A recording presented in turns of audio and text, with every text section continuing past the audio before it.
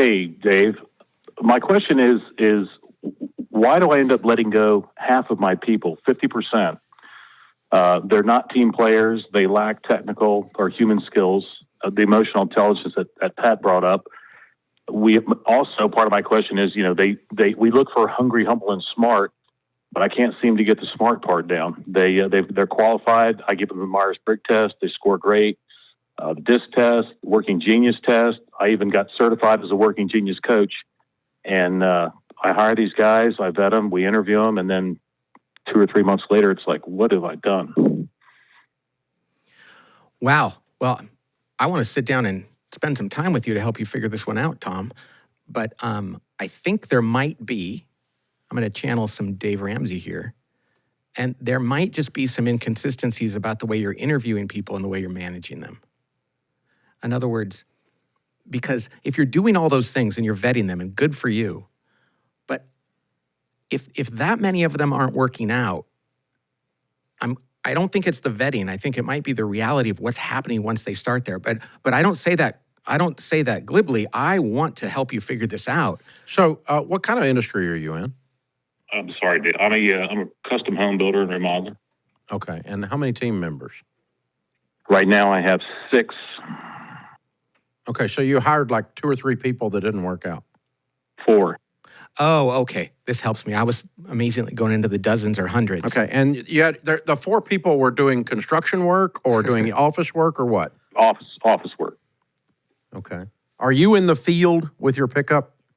A couple of project managers and a couple of office people. Okay, are you in the field with the pickup managing the jobs? No. You're in the office. In the office. So you got custom work going on, and you have superintendents or project managers on each of those jobs physically, and you're not physically on the job. Correct.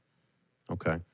And so they get there, and they're having relational trouble inside the office because they're not people smart on the hungry, humble, smart model. Is that what you're describing?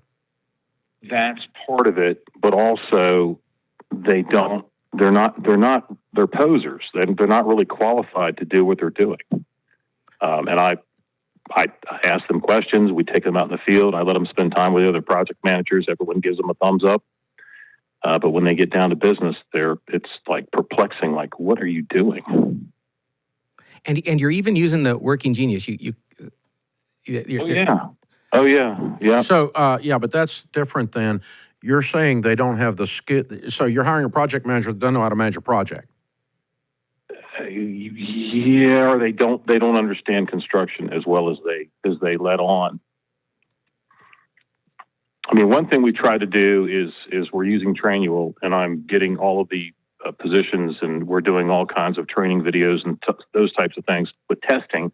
That'll help, but it just seems like an awful lot to go through. It used to be you could just, somebody would come in the door. I've had people that have been referred to me by, other trades that I've known for years, and they're just, I don't know, they're just not, they're not the speed. I'm spending so much time, I think, trying to vet them on the personal side.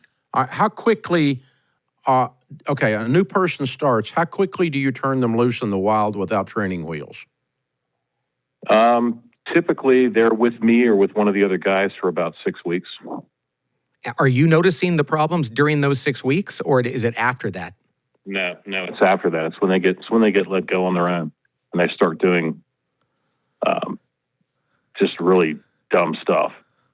Tom, first let me back up a little and say, since this is a relatively small sample, applying the percentages like 50% or whatever else. So you've had a hard time hiring a handful of people and getting them to stick. Yeah, that's all it is. It's not like you're a 50% failure. It's like you screwed up on 3. Right. That's different. I agree with Pat on that. So, because I screw up on 3 a week. So, I mean, that's just, but we're running with larger numbers. But, sure. Yeah. Three for me is a lot more. I know. It's I'm just a serious problem. But it's a problem because it carries so much weight percentage-wise inside your organization, but to indicate that somehow what you're doing is 50% off, I don't think that's the indication. Right. So I agree with that. So it feels like that when you are walking with them during their training period, you suck. Yeah. It feels like you're not doing a good job accountable. getting them to do the job the way you want it done. Because we've got like a Ramsey way to do things. So if you come in and do sales and you're a good salesman, that's different than doing sales at Ramsey. And so you're going to walk with one of our salespeople for a little while, and you got to learn the Ramsey way to make that sale. And it took us a while to get good at that. We sucked at it at first.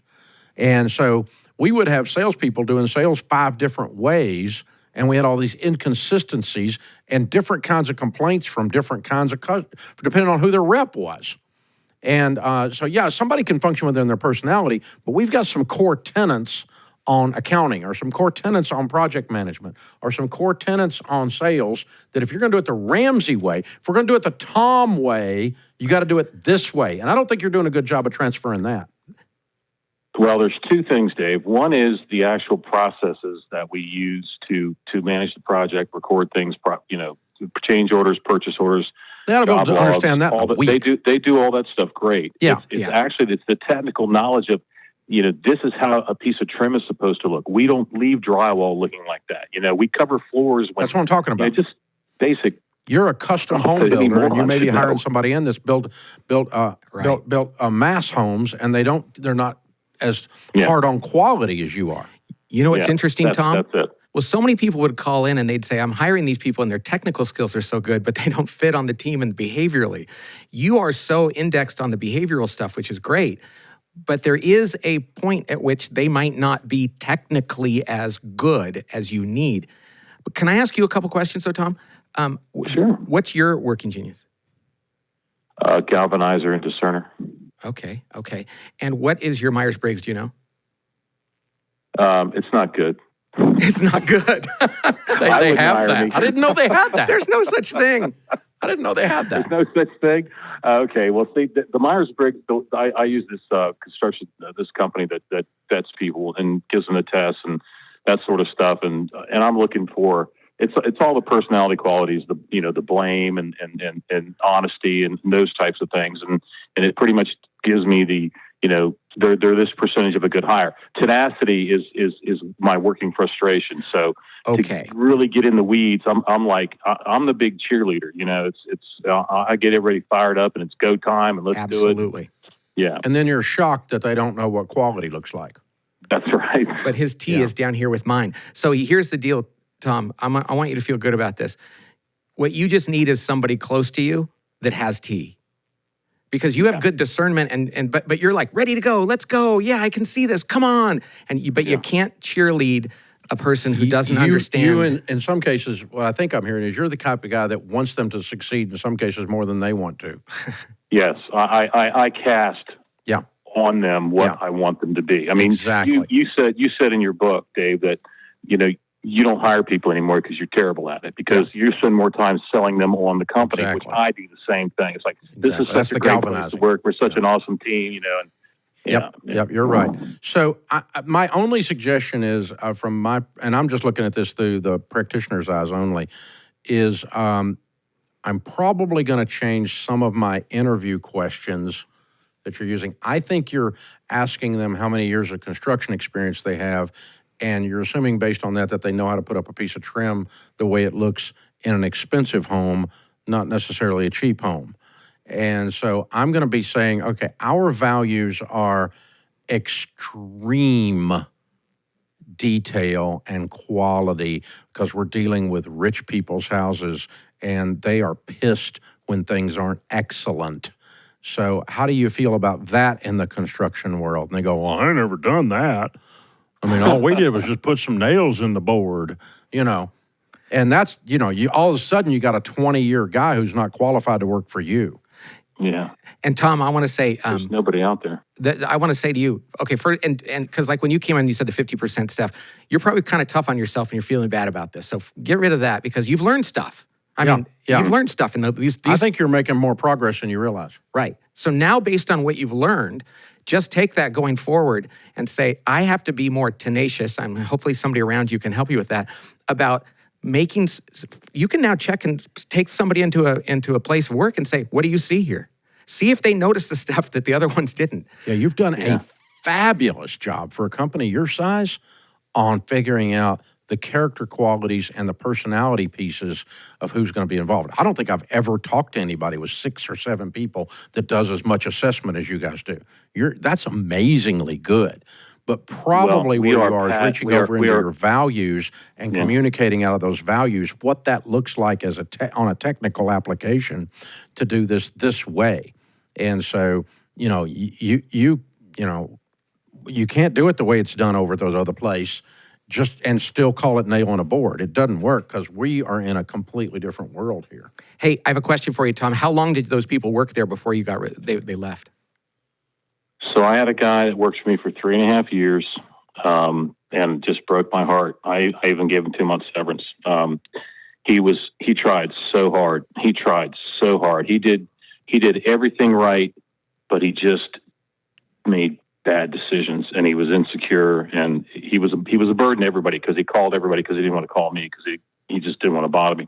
So finally, I let him go, and then the other guys, one lasted for about after his initial startup and training and everything else, he probably lasted for about 4 or 5 weeks, and then another fella lasted for about 5 or 6 months, and I tried really hard to get him to work out, and then I had a CAD operator, and he just wouldn't engage with anybody ever. It was quiet and just withdrawn. And how long did that one take to fix?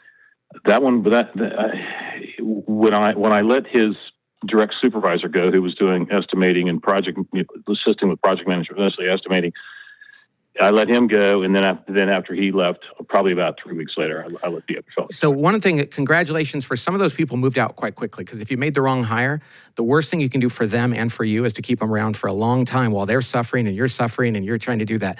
The guy that was there 3.5 years, sounds like you loved on the guy and he's a good person and all that, and you finally realized you just couldn't do it. I think you go forward just with your eyes wide open and learn the things you've learned and realize you're probably, I can't believe I'm saying this, you're probably over-indexing a little bit on the behavioral stuff. Yeah. I think you're right. And that's okay. I've been to 2 summits, and I've listened to what you've said, and I've listened to your stories, and it's like the technical side everybody wants to go to, and they don't want to do the person side. So I think you're right. I think I've overdone it on the personal side. And that's an easier fix than the other way. Also, let me just tell you, after having done this for 30 years, hiring people, and at varying degrees of years or violence, they work out or don't work out, right? I mean, it's you're probably a whole lot better at this than you think you are right now. Now that I've talked to you a little while, I do think there's something about the way you're communicating your expectations of how to execute the technical thing that probably could use some work. I think that's probably there. But I think you're probably better overall than you think you are. You're being pretty hard on yourself to pass point. But yeah, it is the hardest part of business. Business is easy till people get involved. That's the title of the chapter on hiring and firing. Yeah. I mean, it's hard. So I'm not going to tell you it's going to get easier, but you're going to get better at it, and it is going to get easier. And it's not going to rip your heart out as much every single time as it does right now either, because you'll get better at that process too. Not calloused, but just better.